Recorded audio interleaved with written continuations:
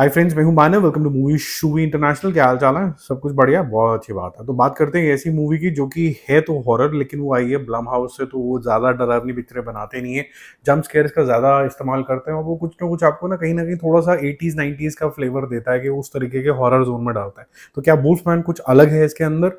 जी हाँ, थोड़ा सा अलग है इसके अंदर। दो पॉइंट अलग हैं। एक पॉइंट तो ये है कि ये थोड़ा क्रीचर स्पेसिफिक ज़्यादा हो जाती है, यहाँ पर हल्का फुल्का कह सकते हैं सुपर नेचुरल का फ्लेवर आता है। और दूसरा ये है कि जब कभी भी आप कोई डरावनी पिक्चर देखते हो तो वहाँ पर एज अ फैमिली आप संगठित होते हो, या फ्रेंड्स जो होते हैं वो संगठित होते हैं, ताकि हम एक सुपर नेचुरल एंटिटी से लड़ पाएं या फिर क्रीचर से लड़ पाएं। अब यहाँ पर ऐसा हो अगर कि आपके जो फादर हैं उनके वो आपको बचाने निकले, बट उनको ही कुछ ना किसी वजह से एक ऐसा कह सकते हैं इन्फेक्टेड हो जाए कि आपको उन्हीं से स्केयर हो जाए। तो अपनी फैमिली मेंबर से स्केयर जब हो जाता है तो आपका दिमाग जो होता है वो दुबियस हो जाता है कि मैं इससे डरूं कि नहीं डरूं, ये मेरी साइड है कि अगली साइड है। ये काफ़ी ज़्यादा अजीब तरीके की सिचुएशन हो जाती है। इसके ऊपर काफ़ी सारी मूवीज़ बनी हैं पहले, जिसके अंदर वुमेन को ज़्यादा रखा गया, क्योंकि मॉम जो होती है वो सबसे ज़्यादा केयर करती हैं। तो वो मॉम को अपोजिट अगर कर दो कि उसी से स्केयर है तो थोड़ा डिफिकल्ट हो जाता है। यहाँ पर मैन जो कि प्रोटेक्टर ऑफ द फैमिली है, अगर वही आपके अगेंस्ट हो जाए तो क्या होगा। तो चार जने हैं,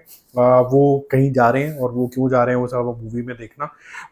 जब जाने लगते हैं तो एक फार्म हाउस तक उनको पहुंचना है, और ये फार्म हाउस तक जब तक उनको पहुंचना है उनके ऊपर एक एंटिटी जो है अटैक कर देती है। अब एंटिटी अटैक करती है तो ऐसा लगता है कि अभी सब कुछ ठीक ठाक है, लेकिन कुछ ही देर तक पता चलता है कि ये आदमी जो है इसके अंदर कुछ भेड़िया जैसी हरकतें होनी शुरू हो गई हैं। अब जब ये भेड़िया बन जाएगा तो क्या ये अपनी सेंसेस में बढ़ेगा, अपनी फैमिली को प्रोटेक्ट करेगा, या फिर इसके जो एंटिटी है वो इसके ऊपर टेक ओवर कर जाएगी। ये सब चीज़ें आपको देखनी है। देखो, जो चीज़ अच्छी है वो मैं आपको पहले ही बता चुका हूँ कि जो डिफरेंशिएशन है इसका, जो मैंने आपको स्टार्टिंग में बताया, वो एक सबसे बड़ा प्लस पॉइंट है। सेकंड है इसकी कास्टिंग। जो कास्टिंग है वो आपको काफ़ी अप्रोप्रिएट लगती है, कि जो जिसका भाई बहन बंधु जो भी दिखाया है यहाँ पर वो आपको बिल्कुल अप्रोप्रिएट लगेगा। आपको कंसर्न रेज होगा, लोगों की एक्टिंग अच्छी है, बट जो इरिटेशन वाला एस्पेक्ट वही होता है कि जो बच्चों को बोलो ये मत करो तो वो वही करते हैं, जिससे स्केयर क्रिएट होता है। ये उसी का इस्तेमाल किया गया है। जंप स्केयर्स भी ठीक ठाक हैं।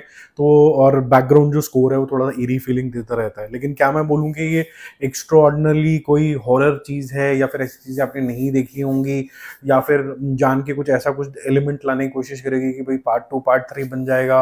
ये सारे जो क्लीशे तरीके की चीज़ें वो इसके अंदर भी हैं, लेकिन फिर भी इसका जो ट्रीटमेंट है वो थोड़ा अलग है। इंटेंसिटी बनी रहती है। जब भी जंप स्केयर आते हैं तो अचानक से आते हैं, तो एक्सपेक्टेड नहीं होता, जो उसको थोड़ा सा यूनिक बनाता है, जिसकी वजह से मेरा जो movie shoovie score with decent production quality is 3 stars out of 5। ये और भी बेटर बन सकती थी, बट लेकिन फिर भी ये वन टाइम वॉच श्योर है।